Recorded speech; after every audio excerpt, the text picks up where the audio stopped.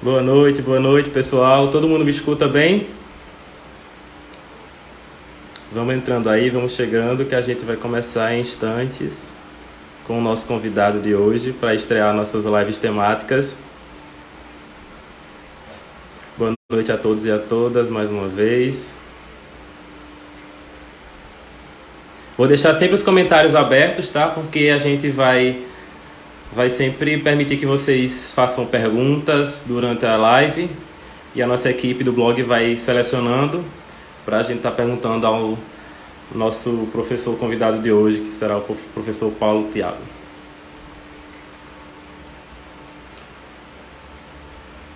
Ótimo, ainda bem que todo mundo está me escutando bem, está me vendo bem também.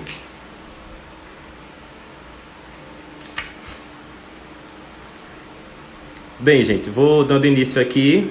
Somos bem pontuais, né? Então, bora lá. Mais uma vez, sejam bem-vindos à nossa live. Como eu havia falado, a gente havia, na verdade, divulgado durante esses 2 últimos dias, certo? O blog de administração está desenvolvendo essas lives temáticas, né? A partir desse mês de junho, pretendemos fazer mais durante os próximos meses, né? Em virtude dessa nossa conjuntura da gente, né? Então a gente vai desenvolvendo nossas temáticas da melhor forma possível, da maneira que a gente consegue, certo? Pois é, Ana Paula. A gente tem que ficar bonitinho, né? Tem que se organizar para essa live. Até porque, né? A gente não pode começar assim fraco, não. A gente tem que começar bem esse negócio. Bora lá, gente. Então, o blog está promovendo a série de lives temáticas. E hoje, para nossa estreia, receberemos o professor PhD Paulo Tiago, né, doutor em administração pela UFSC, né, na linha de pesquisa Organizações e Sociedade, com pós-doutorado na UFPE, né, Universidade Federal de Pernambuco, na linha de pesquisa Gestão Organizacional em Sustentabilidade. E também, claro, nosso docente no Departamento de Administração da Unidade Acadêmica de Serra Talhada, né, nossa UFRPE, certo?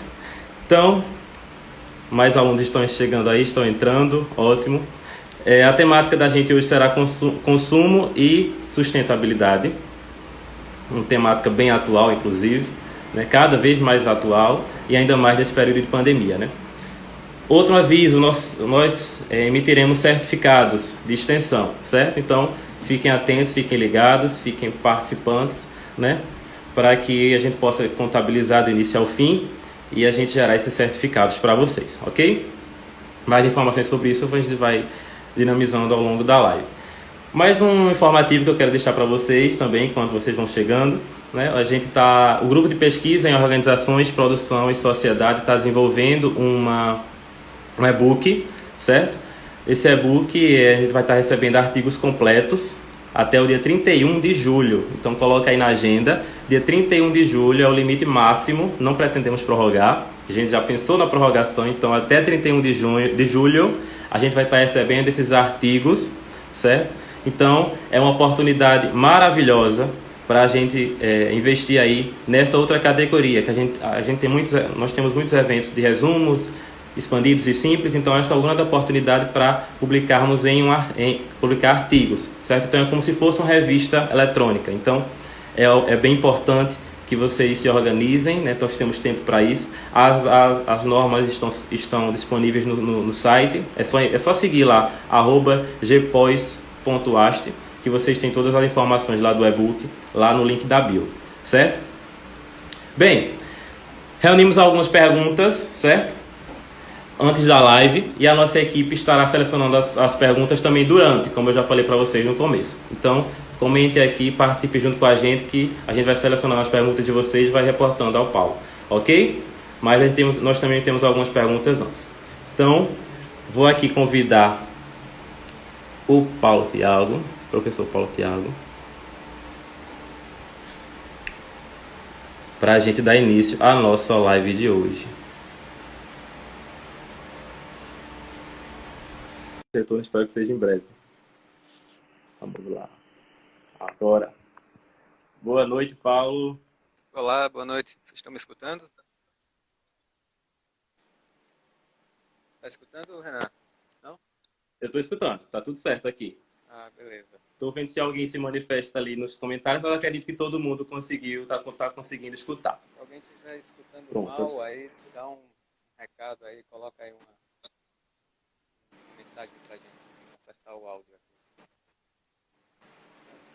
Boa noite, Renan. E aí, Pronto, a gente vamos pode lá. fazer? Primeiro eu quero agradecer, né, professor, em nome do nosso blog, né, por topar fazer parte dessa nossa estreia, dessas lives temáticas, né, para a gente tentar levar um pouco de informação, um pouco de discussão e conhecimento para os alunos, né, gerando horas também para eles e, claro, nada melhor do que o próprio conhecimento em si, a transmissão e a construção de conhecimento aqui juntos nessa nova plataforma, nesse novo formato, né, de uma sala de aula, pelo menos temporariamente, né. Enfim, seja bem-vindo à nossa live. Eu queria começar, né? Caso você queira também falar alguma coisa sobre esse assunto, também você pode ficar à vontade. Mas aí eu queria pontuar aqui uma primeira pergunta, né, para a gente começar, e você sentir a vontade de falar algo antes, você finaliza, senão você vai na resposta dessa pergunta, que é a seguinte: o que muda em tempos de sustentabilidade no país no pós-pandemia? Ok, eu tô vendo algumas pessoas dizerem que o meu áudio está um pouco baixo. Eu vou tentar posicionar aqui, ver se melhora um pouco. Será que melhora um pouco se eu deixar aqui mais perto de mim? Então, eu vou começar falando aqui. Caso não tenha melhorado, alguém me avisa aí que aí eu troco o fone, ou então eu uso o celular sem o fone mesmo. Ah, bem, primeira coisa que a gente precisa refletir um pouco, Renan, será que a gente vai realmente aproveitar esse momento de mudança que a gente está passando agora durante a pandemia para entrar numa situação de sustentabilidade, né? Eu acho que essa é a grande incógnita e, e dentro do campo, né, de quem estuda, de quem tem afinidade com o desenvolvimento sustentável, com sustentabilidade, a gente tem uma grande parte que tem uma visão otimista com relação a isso, né, de que a população, de certa maneira, vai incorporar hábitos novos, hábitos melhores, inclusive relacionados ao consumo, que vai levar a gente a uma situação mais próxima de um ideal, né, de desenvolvimento sustentável. Mas, mesmo assim, dentro do campo de quem estuda sustentabilidade por que não também falar da sociedade como um todo, uma grande parte da população ainda é pessimista, né, com relação a isso. E eu acho que até eu mesmo me incluo nesse sentido, né? Porque, porque a gente acredita que são necessárias mudanças mais profundas do que o que a gente está observando durante a pandemia, né? Então, basta a gente observar um pouco as notícias que a gente tem visto na mídia, né?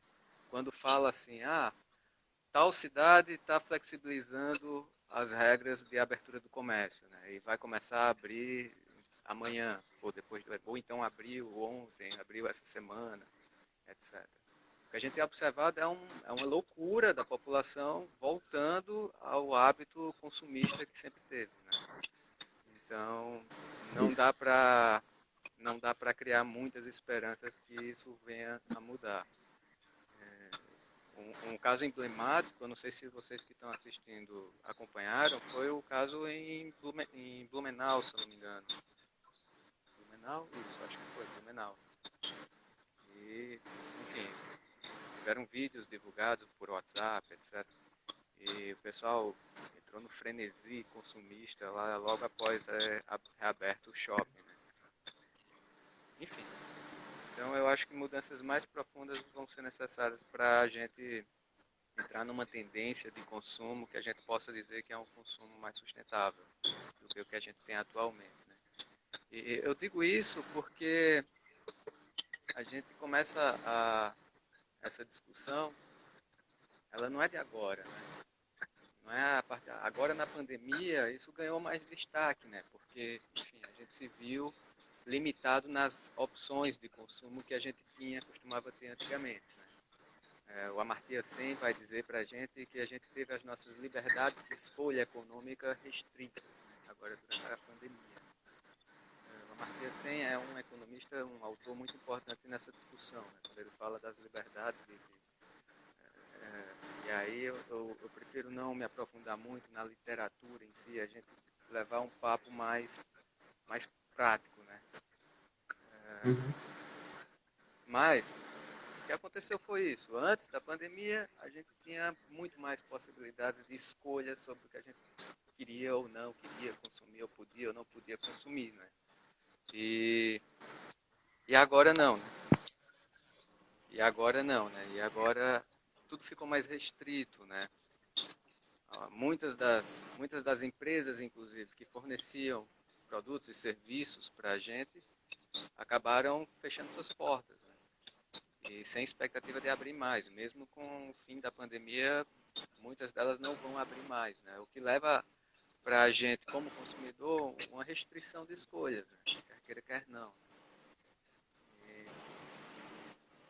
Mas como eu estava dizendo, isso é uma discussão que vem de muito tempo atrás, né? Não é de agora, né? Desde quando se começou a conceituar a ideia de desenvolvimento sustentável, já se falava sobre os problemas que os padrões de consumo acarretavam em relação à sustentabilidade do meio ambiente, né? Sobretudo.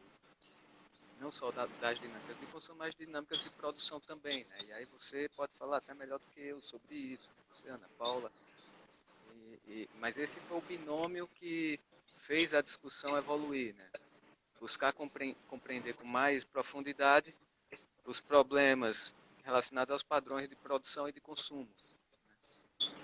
E à medida que o tempo foi passando, os problemas, alguns foram sendo resolvidos, outros foram aparecendo com mais intensidade, né? Do ponto de vista do consumo, a gente começa a perceber uma tendência muito forte relacionada ao consumo no que diz respeito ao preenchimento de um vazio identitário dos indivíduos.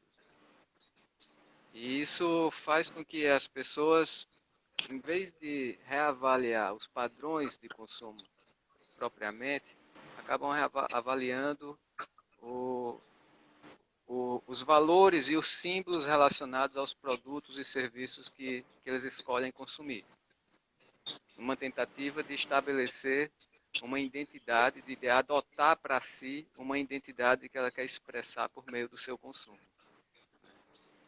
E as empresas entenderam rapidamente esse movimento. As empresas entenderam rapidamente essa transformação que a sociedade vinha passando, né, com o uso cada vez mais frequente de redes sociais, de tecnologia, e cada vez mais as pessoas tendo a sua necessidade de vínculo social, presencial, cada vez diminuído, né, e as pessoas foram se isolando, né, com o passar do tempo. Hoje a gente pode dizer com certeza que as pessoas elas têm estilos de vida socialmente mais isolados, não só por causa da pandemia, porque já estava assim, né? A pandemia talvez tenha piorado mais ainda essa questão, né, do isolamento, né, pela Acredito necessidade. que ela acelerou alguns processos, né? Isso. Então, as empresas perceberam isso muito rapidamente, né? Então, e as pessoas começaram a adotar outras formas de se manifestar com relação às suas identidades sociais, né? Então, enquanto antes, né, eu ainda lembro, né, eu não sou tão velho, também não sou tão jovem, né, mas eu lembro ainda de quando a gente observava as pessoas e dizia que as pessoas elas pertenciam a tribos diferentes, né?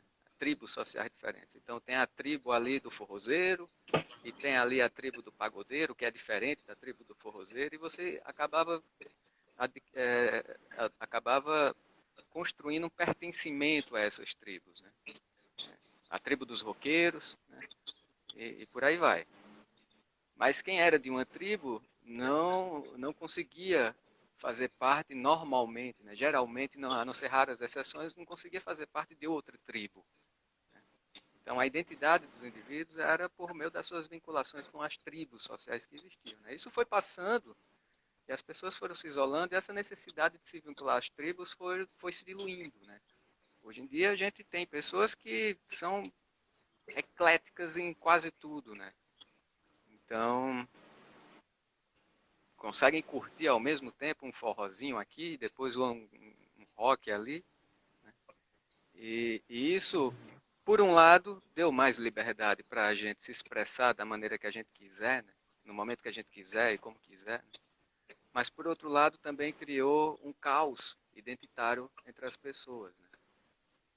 E nesse caos, muitas pessoas buscam preencher o vazio identitário por meio das dinâmicas de consumo. Então, outro fenômeno que faz com que as pessoas entrem cada vez mais nessa dinâmica são a influência, né, das personalidades, né, os tal dos influencers. Né? Então, quando um influencer Isso. aparece usando alguma coisa ou indicando um determinado produto, alguma coisa, quem gosta, quem sente uma afinidade, né, com aquela personalidade, quer se parecer com ele, ou quer ser como ele ou como ela, então acaba buscando de alguma maneira consumir aquele mesmo produto. Mas o que eu poderia dizer, Renan, é que a gente está no meio de um furacão, de um caos mesmo, né, que precisa de algumas definições mais claras. Né? Quando se fala de consumo e sustentabilidade na mesma frase, né, aí é que a confusão fica muito feia mesmo, né, porque parece que muita coisa pode ser consumo sustentável, e na verdade não é. Na verdade, são pouquíssimas as coisas que a gente pode colocar dentro desse grupo, né, de conceito. Mas é, então o problema ele começa muito ali na mesma época que se desenvolve o conceito de desenvolvimento sustentável, né? Principalmente após a Segunda Guerra, né? A gente começa a ter tecnologias que impactaram na produtividade das empresas de maneira muito grande, né? E as empresas começaram a ter um salto de produtividade alto, né? E do outro lado, uma população ávida por consumo, né? Que ficou cessada de consumir, né? Durante todo o período da guerra. Então, a guerra acabou, as empresas começaram a poder produzir os seus bens de consumo individual mesmo, de consumo caseiro, etc. Que antes muitas empresas acabaram sendo destinadas todas a produzir equipamentos para a guerra, e os mercados domésticos de consumo individual ficou desabastecido em certa medida. Então, após a guerra, houve uma intensificação muito grande, né, de produção de um lado e de consumo do outro. Só que naquele momento o consumo ele tinha uma outra roupa, né? Tinha um outro formato, né? Naquela época o consumo era muito mais orientado para a utilidade mesmo, né? As pessoas precisavam de bens, de utensílios para desenvolver suas atividades diárias, suas atividades caseiras, seus trabalhos, etc. Com o tempo, essa dinâmica foi mudando um pouco, né? Começaram a vir novas tecnologias, né? Muitas delas decorrentes dos desenvolvimentos do período da guerra mesmo. E essas tecnologias Uhum. começaram a ser incorporadas em novos produtos, né? Inovações que começaram a surgir. E aí a tendência se transformou, né? Se transformou para uma tendência de que era legal a gente ter tecnologia que nos auxiliasse nas nossas atividades. Não bastava mais ser útil, né? Mas tinha que ser útil com uma tecnologia que agregasse algum tipo de valor para aquilo que a gente esperava do produto. Isso, as necessidades vão se multiplicando, né? Vai se multiplicando, né? Não bastava mais ser útil, tem que ser útil e mais eficiente por meio de alguma tecnologia. E o tempo foi passando e as empresas foram ganhando mercados. Né? E uma vez que os mercados vão se saturando, as empresas arrumam um jeito de abrir novos mercados. Né? E novos mercados que começaram a ser abertos, né, foram os mercados de luxo. Então começaram a vir produtos luxuosos, né, como produtos que tinham algum diferencial, né, para um mercado que começou a crescer. Então as pessoas começaram a expressar o consumismo, né, a sua ânsia de vínculo identitário por meio do consumo daquilo que era de luxo. Né. Mas é claro que isso estava restrito e ainda está, né, restrito a um público muito pequeno, né? E é próprio desse mercado, né, que o público consumidor seja um público pequeno, né? Algumas marcas de luxo, só para lembrar a vocês, né, quando não vende toda a sua produção, elas preferem incinerar os produtos do que fazer promoções e vender a um preço mais baixo, né? Porque para a imagem delas não é interessante que uma grande parte da população utilize os seus produtos, né? É mais interessante para a reputação da marca que a sua marca continue sendo algo exclusivo para poucos. Então, Volta àquela questão que você falou, os agrupamentos, né? As identidades. isso. E um efeito colateral disso, muito interessante, né, que rende aí bastante discussão, é a pirataria, né? Na impossibilidade de ter os originais para marcar ali uma identidade vinculada àquilo que é de luxo, de alta qualidade, a pirataria veio e detonou tudo, né? E aí todo mundo teve acesso àquela marcazinha ali no peito, né?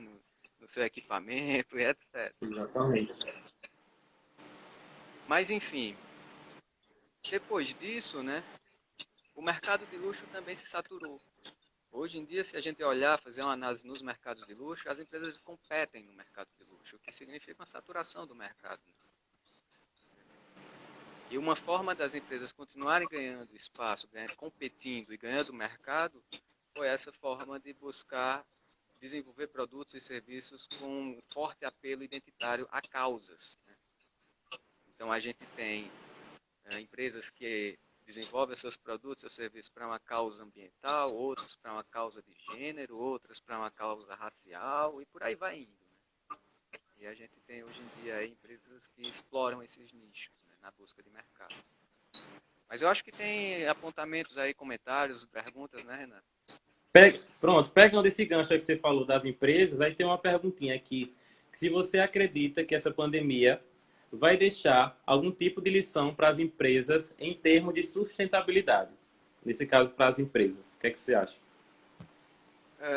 Sinceramente, eu não tenho muito otimismo nesse sentido, sabe? Eu acredito que a lição, antes de tudo, ela pode vir ou da sociedade civil, né, do mercado consumidor mesmo, sabe, do público consumidor mesmo, ou, ou dos governos. Eu acho que a lição ela vem por aí. As empresas, elas são muito importantes no estabelecimento de iniciativas.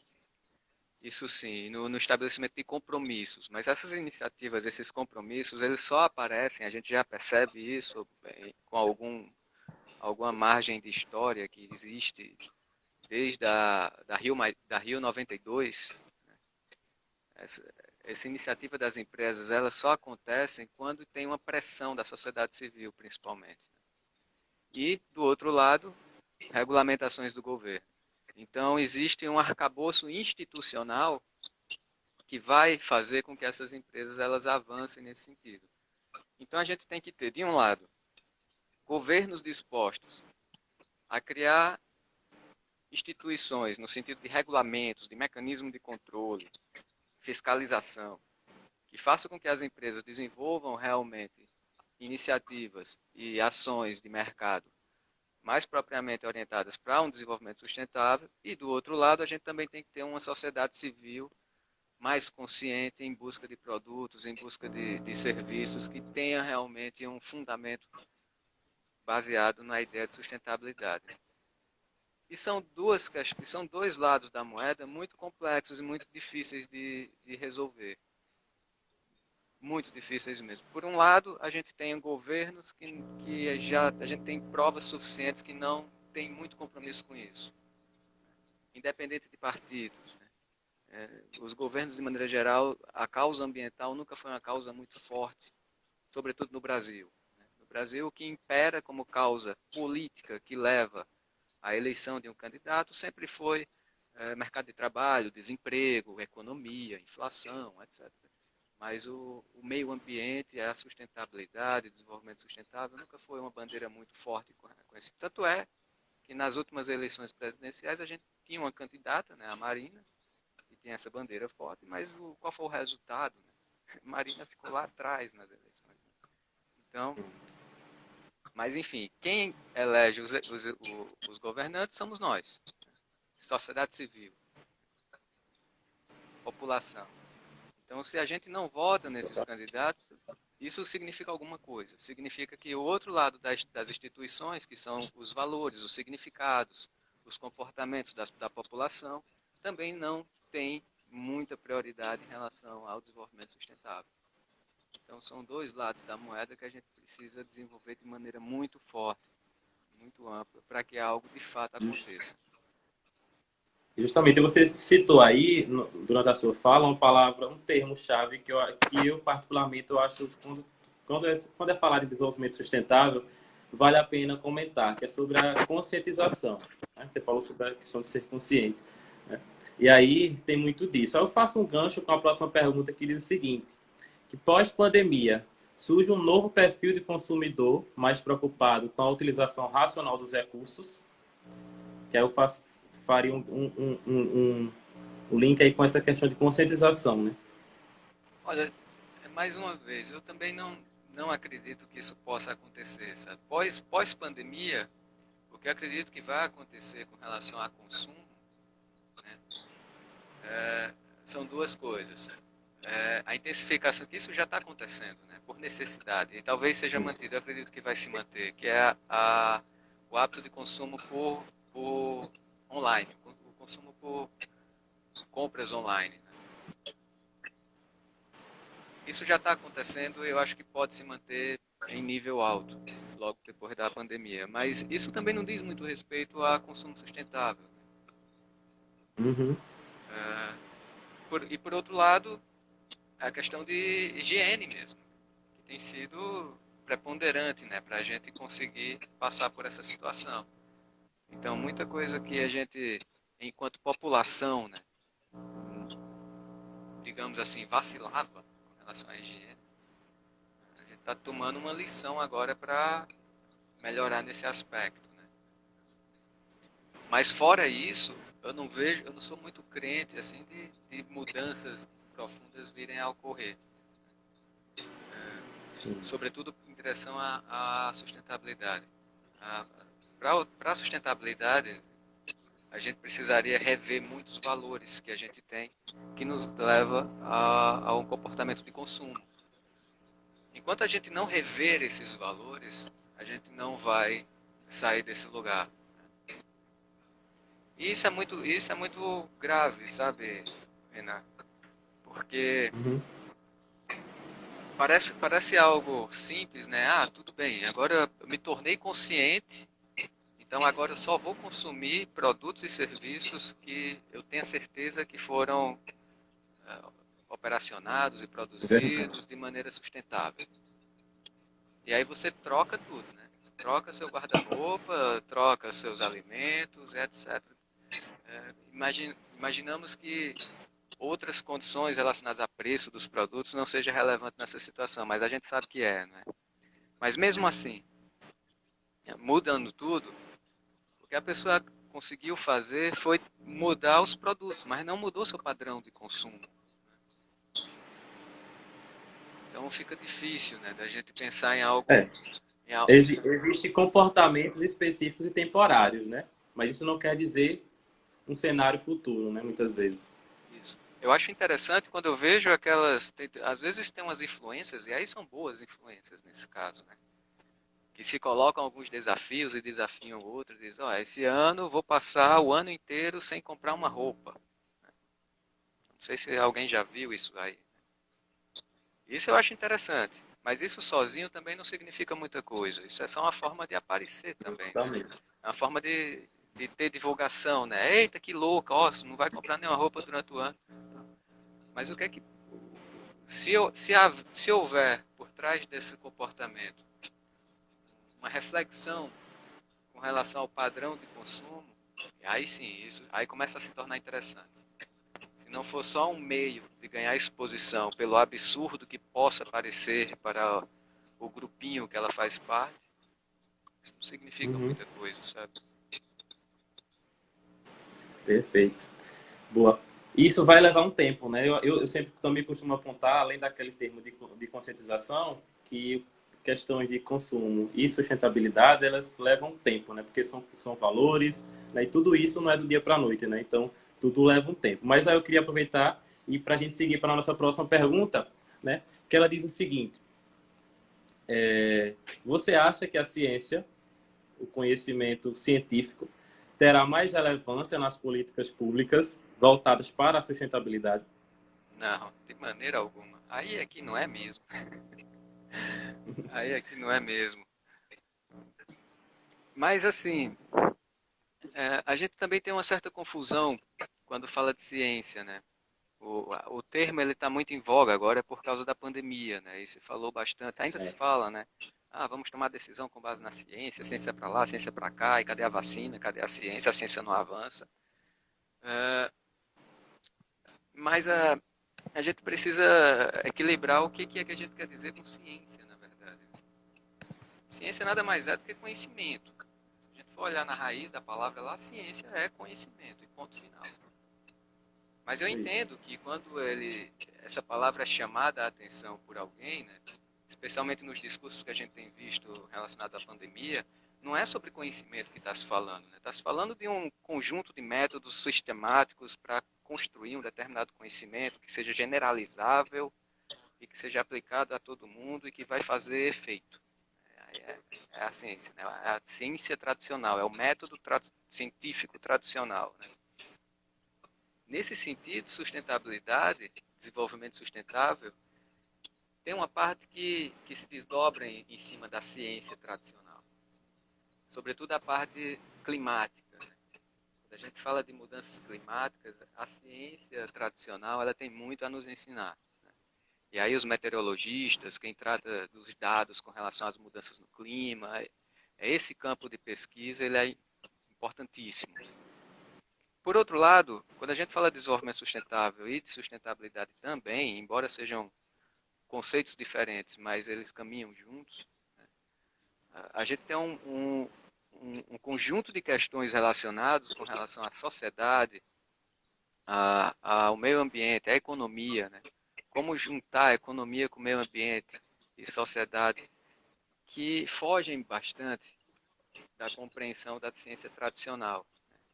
E aí a gente precisa muito mesmo de economistas pensantes, pensadores, que nos projetem caminhos diferentes para a gente tentar construir. E aí a gente precisa bastante de sociólogos, de economistas, né, que sobretudo fazem conhecimento que fogem dos métodos tradicionais que a gente chama de ciência. Né? E esse conhecimento ele precisa sim ser valorizado. Né? Ele precisa sim ser valorizado. E quando a gente fala de consumo, tem um grupo aí específico de pesquisadores, de ciência, digamos assim, que é bastante importante, que são os antropólogos. Né? A antropologia tem muito a nos ensinar sobre os nossos hábitos de consumo, né? Sobre a cultura, né? Como a gente se comporta. Por que o brasileiro dá tanto valor para o carro, por exemplo? Ainda bem que a gente está mudando isso, Renan. Não sei se você concorda comigo, os demais que estão aí podem também dizer, mas eu acho que hoje talvez a gente dê menos valor para o carro do que quando a gente dava antigamente. E isso é muito interessante. Isso é uma tendência interessante que a gente possa ver. É verdade. Muitas, como a gente tinha falado, né, alguns valores eles só vão mudar temporariamente e outros vão ser de fato, né, mudados de uma forma mais que vai durar mais a longo prazo, né? É, Mas enfim, boas colocações. E aí eu queria aproveitar e te fazer outra pergunta. Renan, Vou ter que só um detalhezinho dá, pode falar. para eu completar, é rapidinho, que eu lembrei agora, né? Pode completar. Falando sobre mudança climática, né, é interessante ver o reflexo do isolamento social nas mudanças ambientais nesse curto período de tempo. Né? Eu não sei se vocês também receberam, eu recebi bastante coisa o celular, no WhatsApp, etc. E vi outras matérias também mostrando ecossistemas, microecossistemas que tiveram uma vida animal, uma fauna e uma flora revitalizada por causa do isolamento social. Então, aonde o ser humano não pisa, parece que o meio ambiente funciona melhor mesmo, sabe? É por aí. E aí depende da gente aproveitar esse momento para criar proteções mais fortes, né? Por exemplo, o Rio de Janeiro tinha um problema muito sério, Baía da Guanabara, por exemplo, que nesse período de isolamento social conseguiu melhorar bastante. E aí cabe a gente criar mecanismos de proteger essa recuperação que ocorreu durante esse curto período de tempo ou não, né? Se a gente não fizer nada, quando abrir novamente, quando a gente sair dessa situação de pandemia, vai voltar tudo ao normal, ao infeliz normal, né? Que a gente vive. É, exatamente, é o infeliz normal. Ou aquele normal camuflado, né? Com todos os problemas sociais e ambientais de volta. Isso. Mas bora lá. Deixa eu te fazer outra pergunta aqui. Ó. Falando especificamente de Serra Talhada e cidades do entorno, o que você conhece de positivo e negativo no tocante à sustentabilidade? Agora já uma pergunta mais específica do nosso ambiente. De negativo não é muito difícil de se falar, que não é exclusivo também da nossa região. O que é negativo é a cultura Sim. do povo mesmo. Nossa cultura, né? O nosso modo de viver é negativo com relação ao desenvolvimento sustentável. Práticas que a gente Ou já seja, a gente volta aos valores, né? A volta aos questão. valores. Para mim, isso é o mais importante, sabe? No que eu venho escrevendo, no que eu venho defendendo, tudo volta para isso, para os valores da população. Enquanto a gente não avançar nos valores da população, e não tem como a gente não avançar nos valores da população se a gente não tem como a gente avançar nos valores da população se a gente não reconhecer os nossos limites, os problemas, as questões que o nosso próprio comportamento nos leva. Coisas bem básicas, sabe? Que a gente aprende desde criança. Por exemplo, queimadas. Não faça queimadas.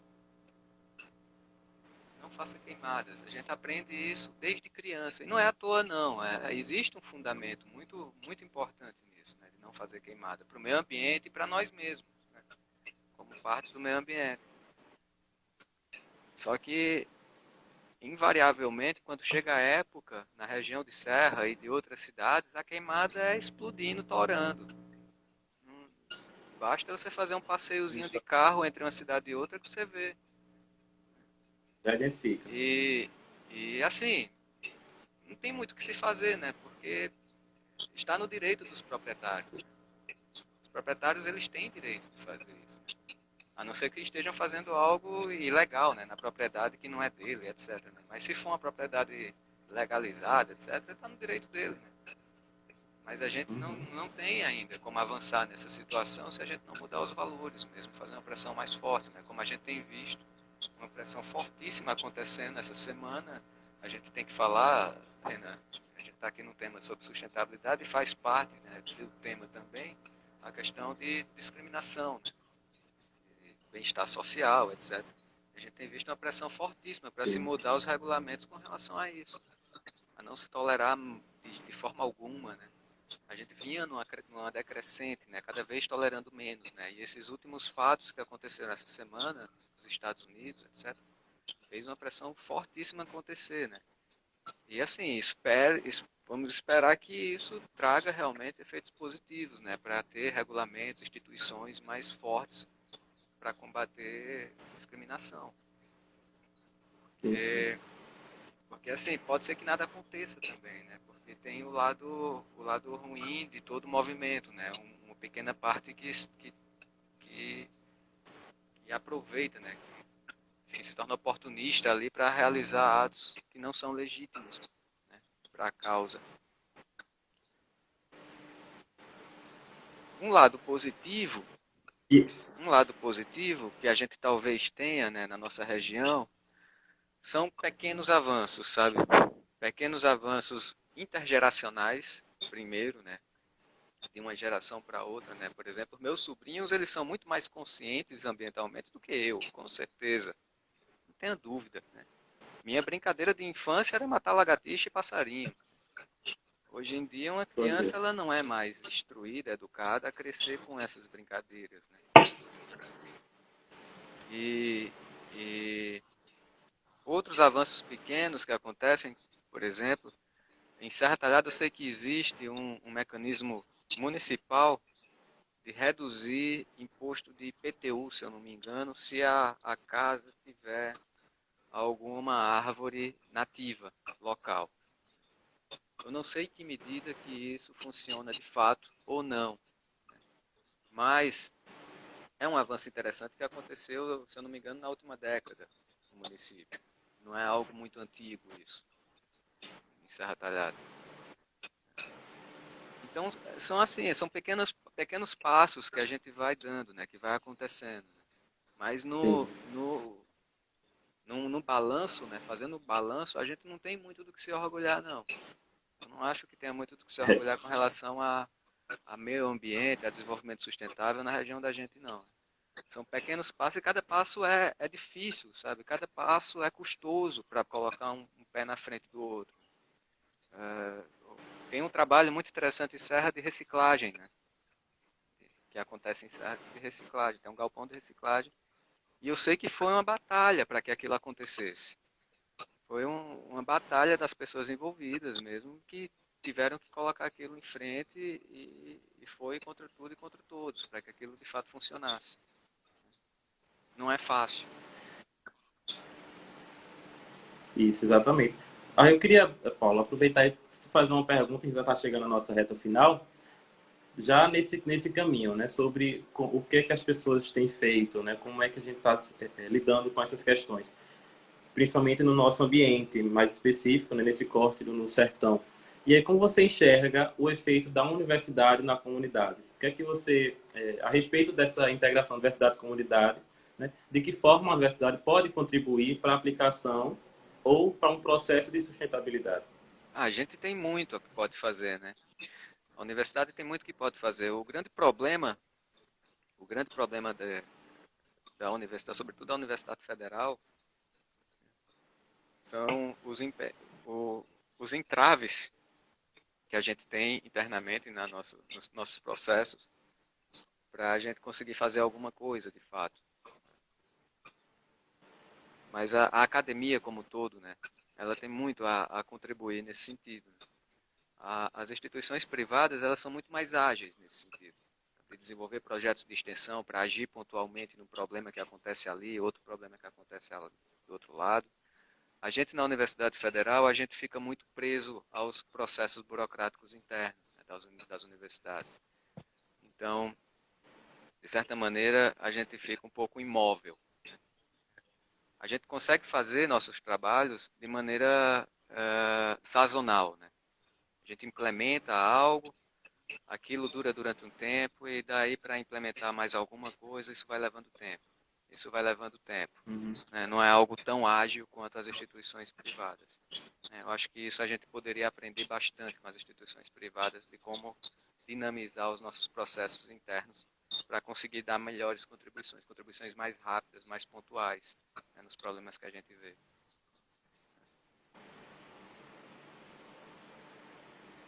Mas, Renan, eu sinto um grande distanciamento, sabe, da comunidade também com relação à universidade. No caso específico de Serra, isso não ajuda, né? Nossa localização geográfica do campus, né, ali em cima e tal, não ajuda muito, né? Que a população ela também se aproxime da universidade, das atividades da universidade, participar dos cursos, etc. Então, esse é um pesar que a gente tem, né? E, por outro lado, a gente está no curso de administração, né? No curso de administração, a gente tem uma origem, né, muito relacionada a uma demanda de órgãos empresariais da cidade, né? O CDL, principalmente, né? O CDL indicou para a universidade que seria interessante ter um curso de administração na unidade. Só que a gente também vê pouco essa relação existindo, né, da CDL com a universidade. Existe. É interessante, a gente tem gente que visita, que vai lá, faz palestra, etc. Existem algumas coisas acontecendo, mas poderia ser muito melhor, poderia ser muito mais ágil, poderia dar contribuições muito maiores.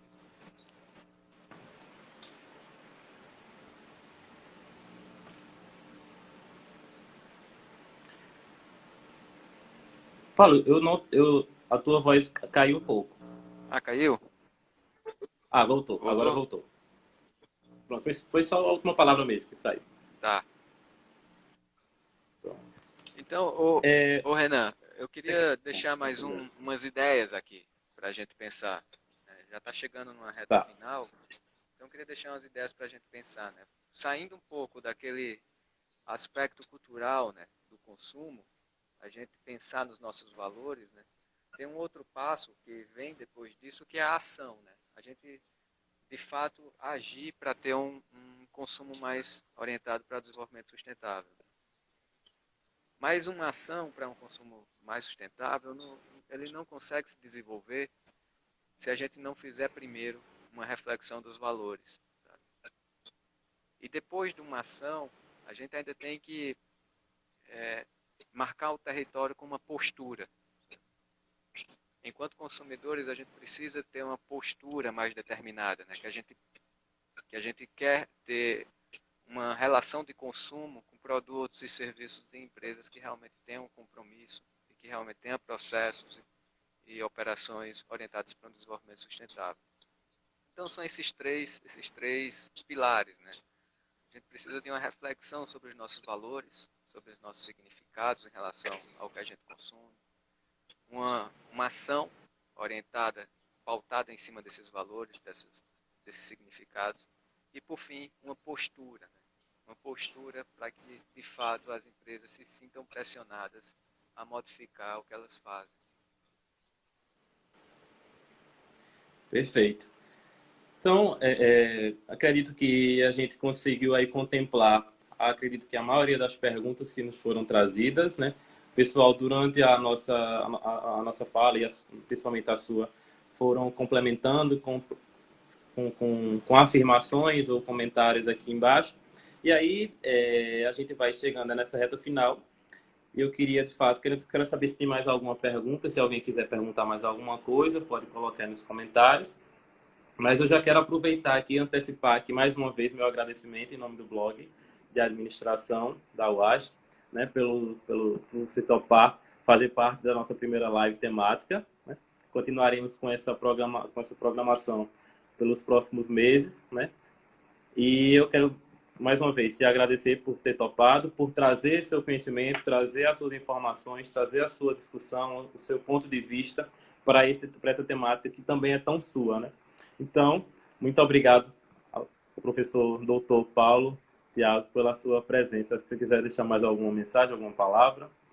Eu só queria agradecer mesmo, Ana Paula, a você por me convidar para vir dar essas palavras aqui e deixar uma última reflexão. Assim, pense o seguinte, né? Só o fato de existir, a gente já está causando algum impacto. Quem é acostumado a limpar a sua própria sujeira sabe muito bem do que eu estou falando. Né? A varrer a sua própria casa, a colocar o seu próprio lixo para fora. Entende bem o impacto que só o simples fato de existir já tem para todo o sistema onde a gente está inserido. Então vamos tentar fazer com que essa nossa presença nesse mundo seja um pouco menos impactante, né? Seja mais responsável, mais consciente e mais sustentável também. Exatamente. Pronto, professor, te agradeço. Eu quero, só aproveitando aqui, o professor Vilar, que também ele é coordenador do nosso curso de administração, está aqui lembrando que dia 25 e 26 teremos simpósio virtual Filantrope sobre ações humanas e impactos ambientais em tempos de pandemia. E aí fica aí esse recado, fica aí essa informação. Mais uma vez te agradeço a todo mundo que esteve presente aqui, a equipe do blog, né? E aí também a todos os participantes que contribuíram assistindo ou também comentando, perguntando. Então eu quero agradecer a todos. Informo também que a live vai ser salva para ser colocada no YouTube, certo? Para quem não teve a oportunidade de assistir, ter acesso a essas informações, tá ok? Então, quero agradecer a presença de todos. Professor Paulo, muito obrigado. Valeu. E a todo mundo que esteve aqui conosco. A gente se encontra em breve. Até logo.